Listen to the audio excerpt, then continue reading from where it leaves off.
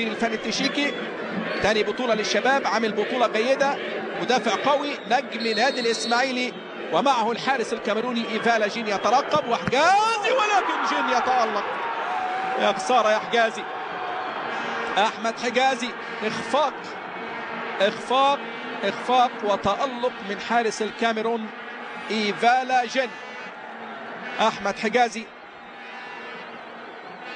يعني طبعا هي فيها سنة صعبة الضربة الأولى. ترى المخرج طبعا مش موضح الرقم، ممكن 15 اللي نزل. يانا سونج ده منزله عشان ضربات الترجيح، بيجيد ضربات الترجيح. يانا سونج يا بلياردو، لا متخصص مفيش كلام. يانا سونج هو عشان كده نزل في آخر دقيقة. يعني المدير الفني مارتن بيلي طبعا عارف تماما انه عنده ثقة في نفسه في ضربات الترجيح، لاعب متميز، يضع بطاقة أولى. محمد حمدي، والقائم ايه الحكاية؟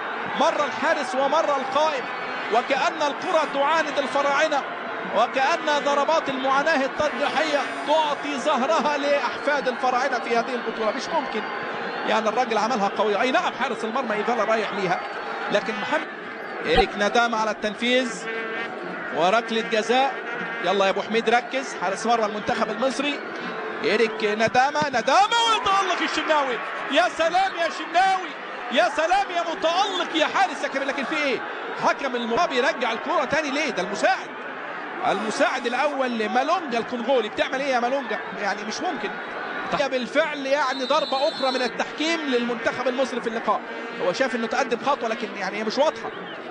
مرة تانية إيريك ندامة، والمرة التانية هدف.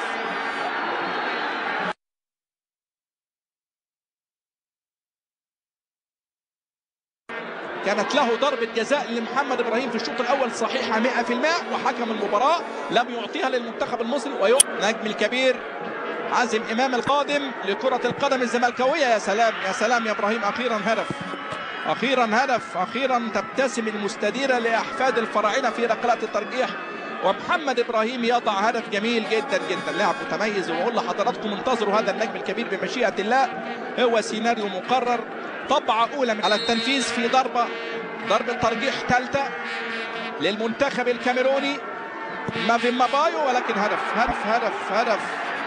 هدف مابايو.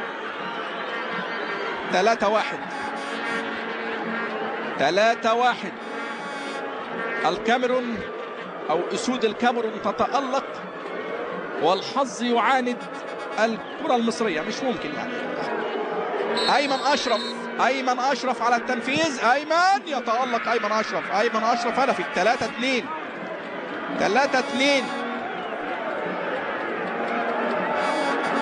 3-2 للمنتخب الكاميروني أخيرا. ولاعب الترجي التونسي يا نانا، إن شاء الله ستضيع، يا سلام يا شناوي، ولكن مش ممكن. ماذا يحدث في اللقاء أيها الحكم؟ مش ممكن يوندي مالونجا، يعني حاجة مش غير طبيعية وغير منطقية، مش بالقانون، مش ممكن. ماذا يحدث في مباراة اليوم؟ المساعد الأول يوندي مالونجا للمرة الثانية يلغي ضربة تصدى لها الحارس الشناوي. مش ممكن يعني. لازم الاتحاد الافصال المصري يحمل الشناوي، والله ما لك من مالونجا. الشناوي خلاص حتى خلى الحارس مرتبك يعني. داني يا نانا، وركلة جزاء معادة للمرة الثانية. كلاكيت ثالث مرة في هذا اللقاء. ظلم تحكيمي للمنتخب المصري، وأخطاء تحكيمية ساذجة للمنتخب المصري. يا نانا، وركلة جزاء إن شاء الله ستكون ضائعة، ولكن